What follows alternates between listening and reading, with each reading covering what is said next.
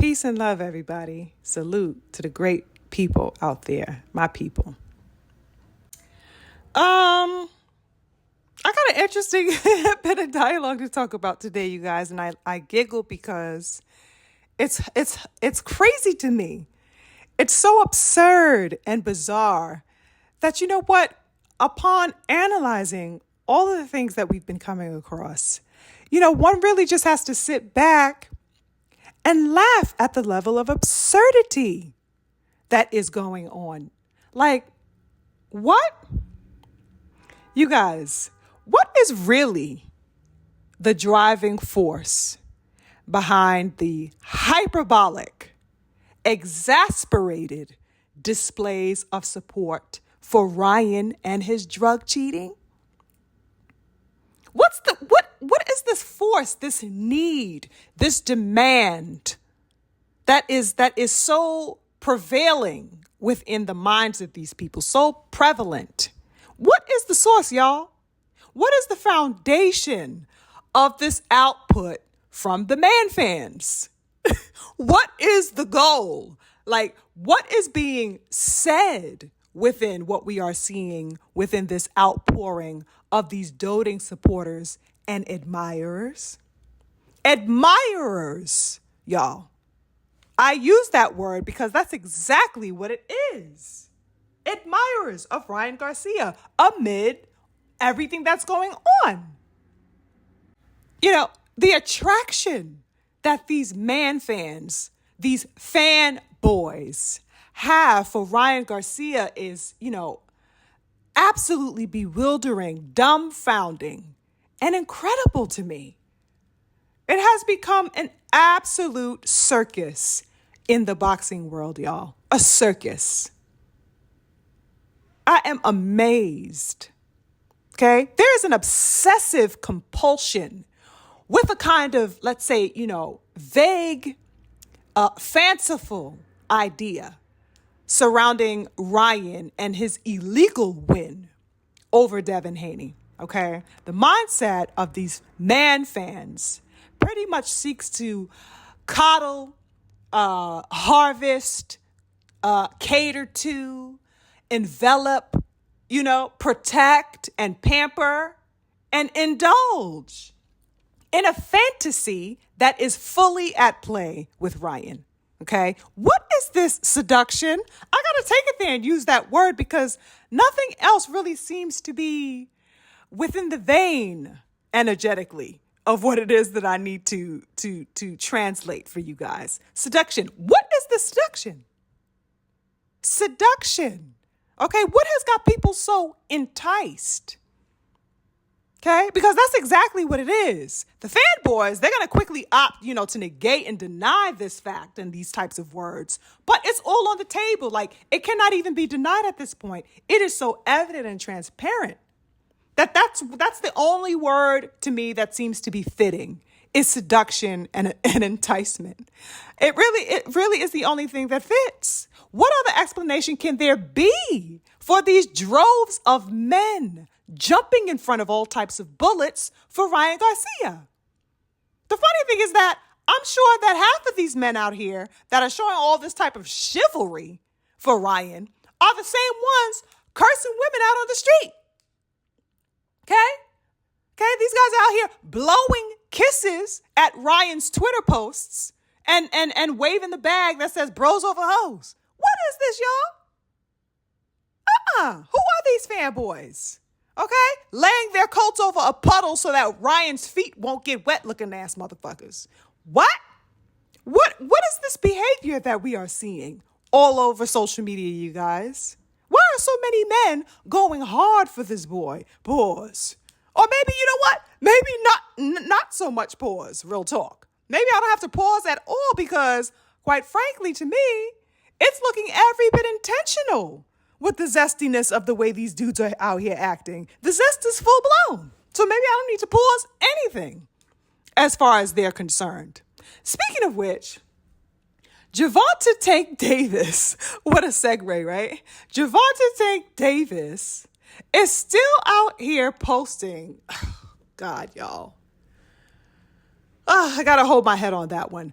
The brother is still out here posting on social media, on Twitter particularly, proclaiming his undying and unyielding love for Ryan, y'all. I'm not sure if you guys have seen it, but he took to his Twitter and the young man said, quote, "He didn't cheat," end quote.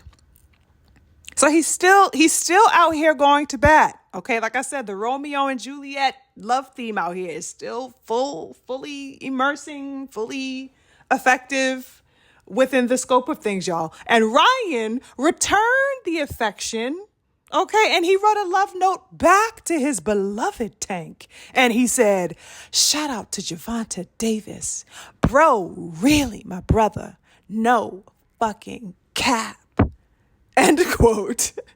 That's his love note back to Tank Davis. What in the sassy rose petals on the bed is going on here, y'all? What? What do you mean, bro, really my brother? You mean bae? You mean bro, really my bae, right? That's what he meant to, that was a typo, right? He meant to write bae. That's what he really meant, right? Because it's looking like bae out here. Okay? It's looking like bae. It's giving boot up LMI. Okay, it's giving Dangerously in Love by Beyonce. Okay, it's giving motherfucking Yeah, I Said It by Rihanna. Or maybe with a little sprinkle of some No Ordinary Love by Sade. Okay, it's to that level. That's what it's giving me on the sidelines looking in. The fuck?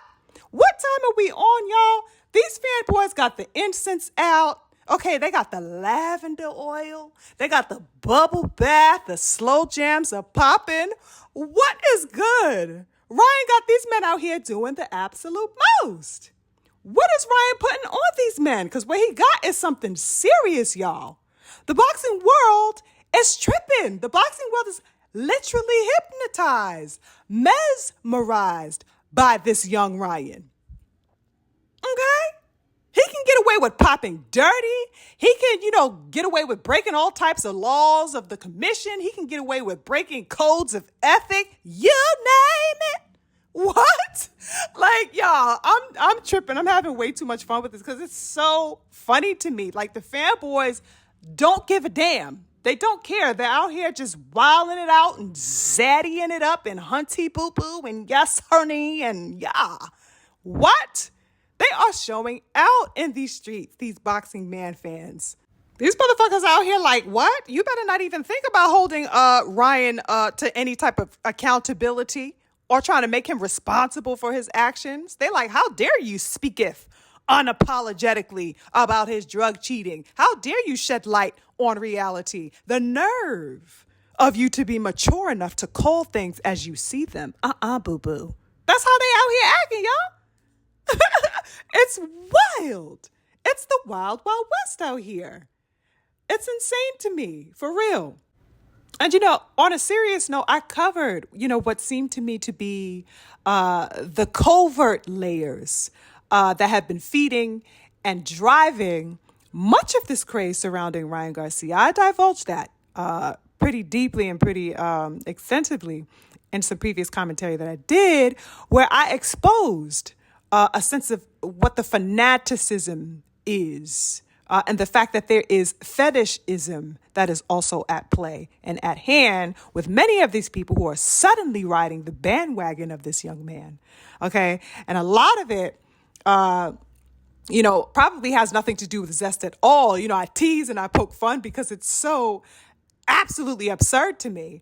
But, I say aside from that, because of course that is probably at hand, but I can't say it's the pervading thing, or at least I like to not think that it is. But let's say in addition to that, rather, I think that there are definitely some internecine-like patterns of thought. Okay. Some really harmful, pernicious type of energies that are also at play here.